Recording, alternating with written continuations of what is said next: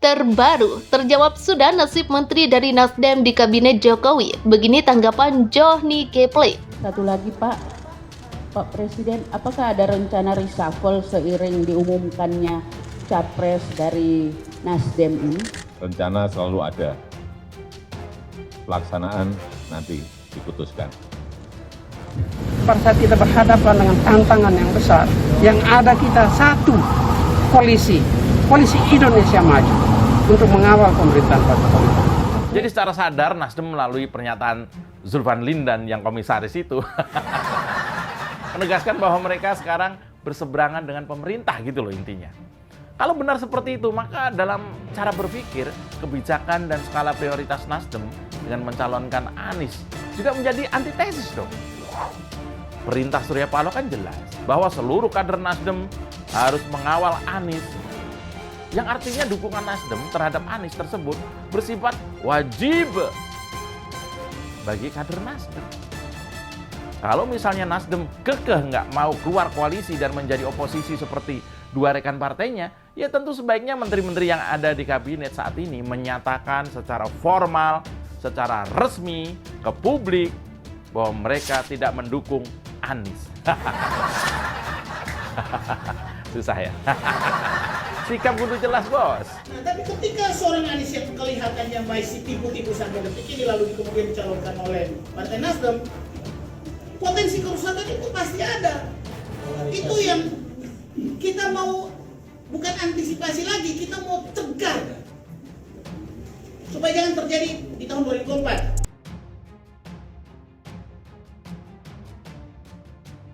Terjawab sudah nasib menteri dari Nasdem di Kabinet Jokowi. Begini tanggapan anggota Dewan Pakar Partai Nasdem Tuku Taufikul Hadi soal desakan mundur.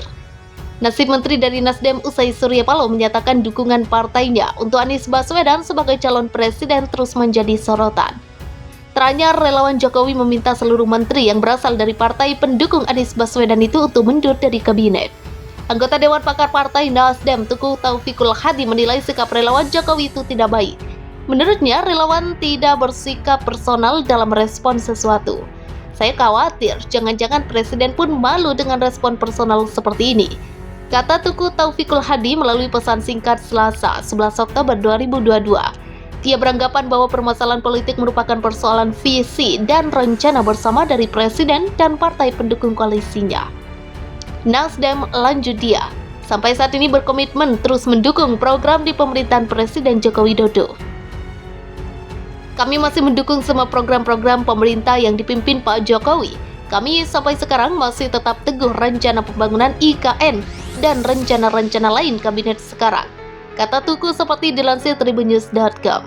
Kami akan mendukungnya sampai berakhirnya masa kepresidenan Pak Jokowi, sambung dia. Kendati demikian, Tuku menilai hal itu tidak dapat dikaitkan dengan pemilu dan setelah tahun 2024. Ia menyebutkan bahwa semuanya akan berubah selepas gelaran pemilu dan pemerintahan baru. Kami mencalonkan Anies adalah tahun 2024 dan setelah itu, pada saat itu juga semua partai akan mencari jalan masing-masing, ujarnya. Jangan-jangan jika kami bertahan, kami yang akan ditinggal, tambah Tuku. Lebih lanjut, ia menuturkan bahwa hubungan Nasdem dengan sejumlah partai politik pun berjalan dengan baik. Bahkan, kata dia, Nasdem masih membuka peluang koalisi dengan PDIP maupun Gerindra. Jadi saya harap teman-teman relawan jangan kekanak-kanakan dengan maksud memaksa presiden berpikir seperti cara-cara mereka juga, ucap Tuku. Diberitakan sebelumnya, relawan Jokowi meminta Presiden Joko Widodo untuk segera memberhentikan para menteri dalam Kabinet Indonesia Maju yang berasal dari Partai Nasional Demokrat atau Nasdem. Hal ini merupakan respon relawan Jokowi terhadap keputusan Partai Nasdem yang telah mendeklarasikan Gubernur DKI Jakarta Anies Baswedan sebagai calon presiden pemilu 2024. Para relawan Jokowi melihat Nasdem adalah partai koalisi pendukung pemerintah Jokowi. Pun kini, beberapa kader partai Nasdem masih dipercayakan Jokowi sebagai menteri dalam kabinetnya. Dideklarasikannya figur Anies oleh partai Nasdem dirasa para relawan berlawanan dengan visi dan misi pemerintahan Jokowi. Mereka juga mengatakan tidak ingin bangsa Indonesia dibuat kacau oleh kelompok intoleran, radikal, dan pengasong khilafah dengan diselaraskannya Anies sebagai cawapres oleh partai Nasdem.